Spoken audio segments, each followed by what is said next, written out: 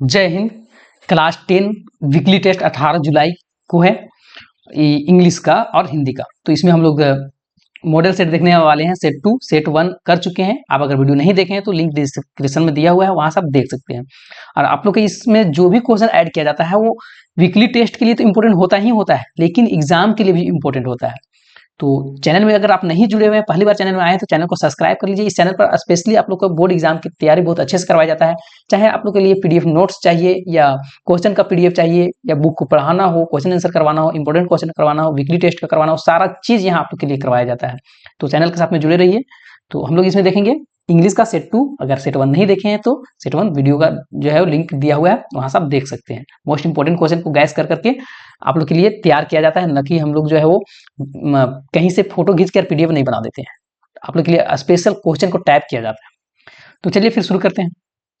पहला प्रश्न यहां आता है कि what did Anil do for a living, है ना। अनिल जो है वो क्या करता है रहने के लिए, है ना। तो अनिल जो है, अनिल है ना, what did Anil do for a living. Options है wrote articles for magazines, wrestlings, business या एक्टिंग। तो पहला आंसर इसका सही हो जाएगा, है ना, wrote articles for magazines. Next आता है कि who is Mrs Pumphrey. Mrs Pumphrey कौन है? ऑनर ऑफ द डॉग यहाँ हो जाएगा, है ना, ऑनर ऑफ द डॉग, या फिर तो वेटनरी सर्जन, या फिर तो गार्डनर, या फिर तो नन ऑफ दिस। तो सही आंसर जो हो जाएगा वो ऑनर ऑफ डॉग, है ना, कुत्ता का जो है मालिक। According to the Mrs Pumphrey Tricki was suffering from. Tricki जो है किस चीज से मतलब जो है वो मतलब बीमार थी, है ना, एलर्जी, फीवर या मल्टीन्यूट्रिशन, मतलब बहुत ज्यादा खाली थी, है ना। तो सी इसका सही आंसर हो जाता है। Who was Anil in the story the thieves story. Anil कौन है? अनिल जो है थीप स्टोरी में अनिल रेसलर है या लॉक मेकर है, साइंटिस्ट है या मैगजीन राइटर है। तो सही आंसर हो जाएगा मैगजीन राइटर ना, डी नंबर इसका राइट आंसर हो जाएगा, मैगजीन राइटर। नेक्स्ट आता है कि how often did the boy, है ना, द थीप स्टोरी से है, चेंज हिज नेम, मतलब कितने दिन में नाम चेंज कर रहा था। तो एवरी मंथ, है ना, पांचवा क्या हो जाएगा, एवरी मंथ। आगे है who wrote a tiger in the zoo. इसको कौन लिखा है? तो लैस्ली नॉरिस या नेशनल मंडेला, रुस्किन बॉन्ड या जेम्स हैरियट, कौन लिखा है, किसके द्वारा लिखा गया है? तो सही आंसर हो जाएगा वो पहला ही सही हो जाएगा, रैसलिस नॉरिस। आगे प्रश्न है कि where did Lencho live. Lencho कहां रहता था? तो on the crest of a low hill, है ना, ये नंबर ही सही हो जाएगा। नेक्स्ट है which party did Mandela join. National Mandela जो है कौन सा पार्टी में ज्वाइन किए थे? National African Party, Indian National Congress या अफ्रीकन नेशनल कांग्रेस। तो African National Congress, C number इसका सही हो जाएगा। 9वां नंबर प्रश्न है कि Mrs Pumphrey was a very, क्या थी? कंजूस थी, मेजर, क्रूल, पुअर, रिच। तो बहुत अमीर थी, तो क्या हो जाएगा, रिच, है ना। सॉरी यहाँ रिच का वर्ड मीनिंग गलत लिखा हुआ है, RICH होता है, ये रिच मतलब पहुंचना होता है, तो रिच हो गया। How old was Anil. Anil कितने वर्ष का था, कितना इसका एज हो रहा था? तो 25 ईयर, है ना, 25 हो जाएगा यहाँ, है ना।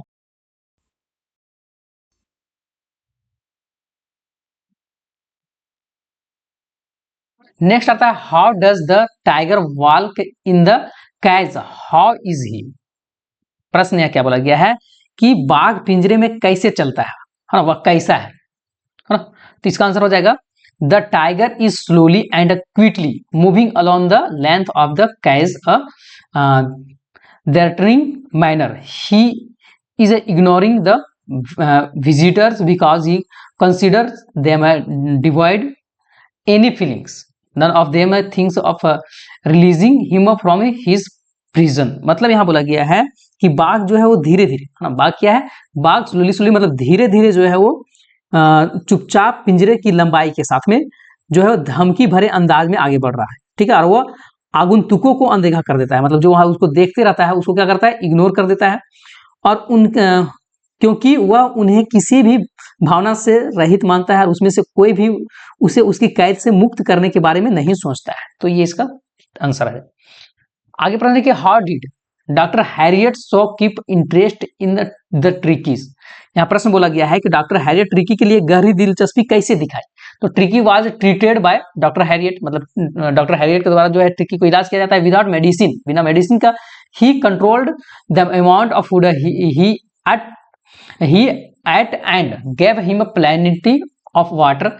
He made Tricky's play and exercise with others dogs. Surgeons Tricky's gained his energies and spark back when he was fed of correct amount of the food and given enough exercise. मतलब यहाँ क्या बोला गया है कि doctor Harriet है ना, क्या है, डॉक्टर हैरियट के द्वारा जो है, डॉक्टर हैरियट के द्वारा ट्रिकी का इलाज बिना किसी दवा या सर्जरी के किया जाता है। उन्होंने ट्रिकी के लिए खाना को जो है वो खाना मात्र को नियंत्रण किया, मतलब खाने को नियंत्रण किया जो कि ज्यादा नहीं दिया जा रहा था, और पानी भरपूर उसको दिया जा रहा था, है ना। उन्होंने सर्जरी में ट्रिकी की दूसरे कुत्तों के साथ में खेलने और व्यायाम करने के लिए कहा, और ट्रिकी सही मात्रा में खाना मिला और उसको व्यायाम किया, उस वजह से जो है वो ठीक भी हो गया।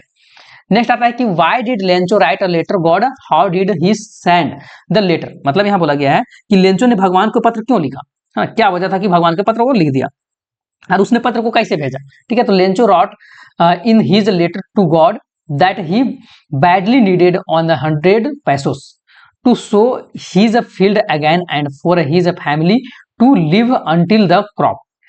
He went to town, placed a stamp on the envelope and dropped it into the mailbox at the post office. मतलब यहाँ बोला गया है कि लेंचो ने भगवान को पत्र में ये लिखा कि उसको जो है अपने खेत में बुआई करने के लिए जो है और फसल को अब मतलब अब अगले है ना ये 100 पैसे उसको सख्त उसका जरूरत है, और वह शहर गया और शहर में लिफाफा लिया और टिकट लगाया उसमें, और डाकघर के मेल बॉक्स में वो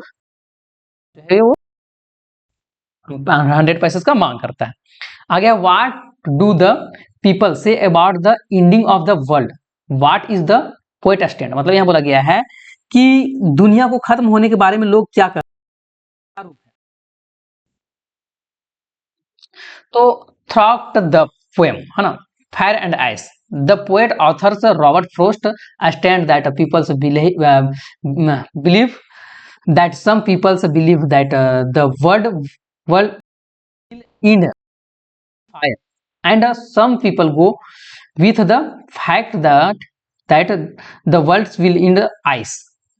Poet stand is that the world will in the fire. मतलब देखिए यहाँ क्या बोला गया है, यहाँ बोला गया कि कविता आग और बर्फ के माध्यम से कवि लेखक जो है ना, कवि जो है वो रॉबर्ट फ्रॉस्ट कहते हैं कि लोगों का मानना है कि कुछ लोग मानते हैं कि दुनिया का अंत आग से खत्म हो जाएगा और कुछ लोग बोलते हैं कि इस जो है बर्फ से खत्म हो जाएगा, लेकिन कवि का रुख जो है वो दुनिया का अंत जो है वो आग में ही खत्म हो जाएगी, वो कवि का मानना है।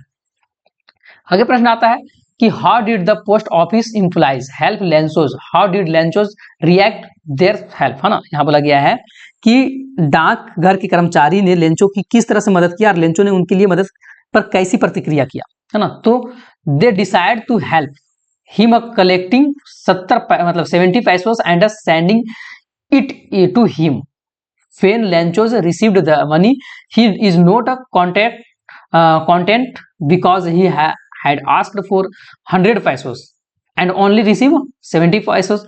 He writes another letter to God, फिर से वो मतलब पत्र लिखता है thanking him for the money but also accusing the post office employees stealing the remaining 30 पैसों। मतलब फिर से ये क्या यहाँ समझिए, उन्होंने 70 पैसों को इकट्ठा करके उसे फिर से मतलब भेजने का फैसला करता है। जब लेंचो को पैसा मिले तो वह संतुष्ट नहीं हुआ, है ना। मतलब देखिए यहाँ क्या हुआ कि डाकघर मदद करने के लिए 70 पैसों से इकट्ठा करता है, जो डाकघर के कर्मचारी रहता है वो 70 पैसे उसको इकट्ठा करता है और उसको भेज देता है, लेकिन लेंचो जो है वो संतुष्ट नहीं होता है क्योंकि वो 100 पैसे उसका मांग किया था, 100 पैसे को मांग किया था, लेकिन उसको मिला कितना, 70 मतलब 70 पैसों से मिला। और उसने भगवान को फिर से एक पत्र लिखा और उसको धन्यवाद किया, लेकिन भगवान से ये भी लिखा कि आप कर्मचारी को नहीं भेज कर बल्कि जो है मेरे पास जो है वो लोग 30 पैसे जो है वो चुरा लिया, अब से जो है मेरा पैसा मेरे ही पास भेजिएगा, सो बोल दिया, मतलब उसमें लिख दिया। हम लास्ट प्रश्न आता है कि which turn obligation does every man have in life. तो Mandela mention that every man has a twins obligations, the first one is to his family, parents, will and children. The second obligation is to his people's community and his country. मतलब यहाँ देखिए हर आदमी के जीवन में कैसा दायित्व है ना। तो मंडेला कहते हैं कि हर आदमी का दायित्व जो है, पहला दायित्व क्या होता है, तो पहला दायित्व यही होता है कि वो अपने परिवार के प्रति, माता पिता के प्रति और बच्चे के प्रति दायित्व होना चाहिए। और दूसरा जो दायित्व होना चाहिए वो किसी समुदाय के प्रति, देश के प्रति, ये सारे के प्रति जो है दायित्व होना चाहिए। तो ये टोटल 16 प्रश्न का क्वेश्चन आंसर करवा स्टेट 1 देख सकते हैं। अब मिलते हैं नेक्स्ट टेस्ट के वीडियो में, तब तक के लिए जय हिंद जय भारत।